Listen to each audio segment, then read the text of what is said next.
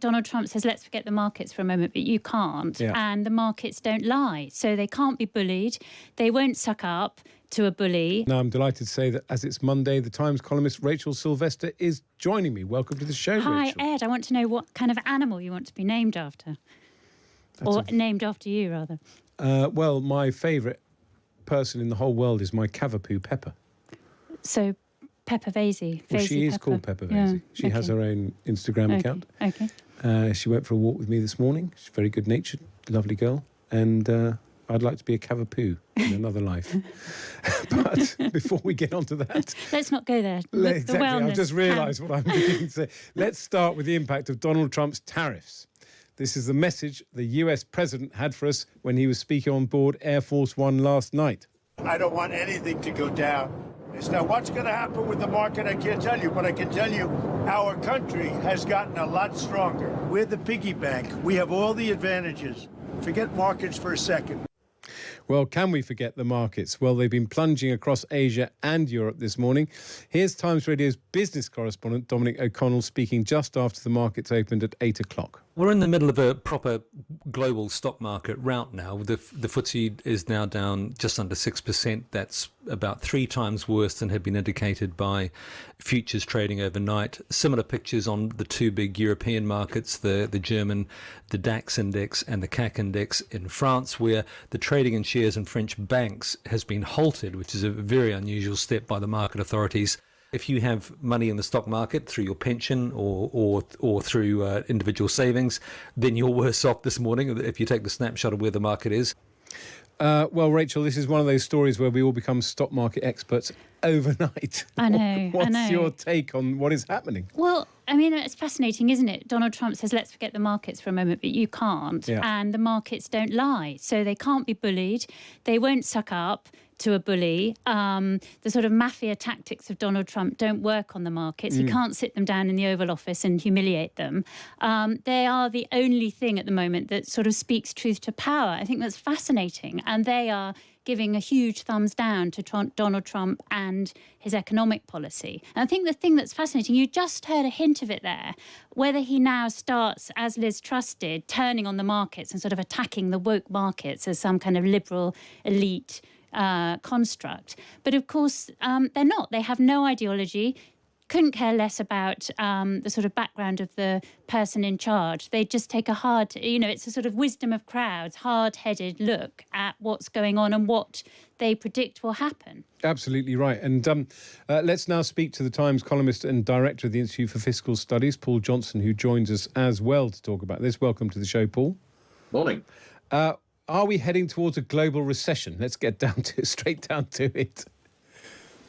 Well, usually when stock markets fall like this, and I mean, it's not just today, it was over last week and actually over the weeks beforehand, we've seen, I don't know, more than a 10% fall over a short period in stock markets. That's usually either caused by or presages a recession. I mean, that makes everyone not everyone, makes a lot of people a lot worse off. And that will result in consumers spending less. It's clearly an indication that people think companies will be making a lot less in the way of profits. And that could mean more in the way of layoffs and redundancies. So unless something happens, we're certainly in for a period of much slower growth than we were expecting, quite possibly a recession, as a result of the actions of one man who I think one of the worrying things here is it's not obvious what there is in the US Constitution which can hold him back or stop him or move him in a different direction. Yes, he's using emergency legislation to do this. I mean, one question I have is, yes, this market fall is, well, it's not unprecedented, but it's very rare and very shocking. But in terms of people's savings, if you're saving for a pension or even if you're saving in an ISA, it tends to be the case that you hold stocks for the long term. Is there an optimistic scenario that says that this is a correction, but it will stabilise, and overall, given how much markets have risen over the last few years, people won't be that affected? Well, clearly in the short run, if you are very close to retirement at the moment and you had your pension in sort of global equity tracker, which many people do, then you have just suffered at least 10% reduction in your expected pension wealth, your expected pension income. That's a pretty big hit. And as we've just been discussing, in a sense, markets have the wisdom of the crowd. So that is their best expectation of the future. Now, if you're 30 years away from retirement, then this it will, in 30 years' time, we hope just look like one of those blips, ups and downs of the stock market, as we had through the financial crisis and as we had through COVID. I think the thing that distinguishes this from the financial crisis and from COVID, certainly as they turned out, is there's at least a risk that this presages a long-term change in the way that the world economy works. If these tariffs stay in place, and we don't know whether they will, but if they stay in place for the long term, then that probably makes us all, it was worse off into the long run. So you can't know what's going to happen, but I think this is a real... what we know at the moment suggests that people with savings in the stock market genuinely are 10+% worse off than they thought they were a couple of weeks ago. And Paul, what's your view on whether or not this means the end of globalization? So at one level, you could say yes, but on the other hand, doesn't it show that globalization, it is an interdependent global, market, and so globalization is as strong as ever? Well, I mean, it's having the effect that it's having because globalization is so important. I mean, by globalization here, we mean that companies are dependent on supply chains that stretch all over the world. I mean, whether it's an iPhone or a Nike trainer or a car, the components for those things come from all over the world.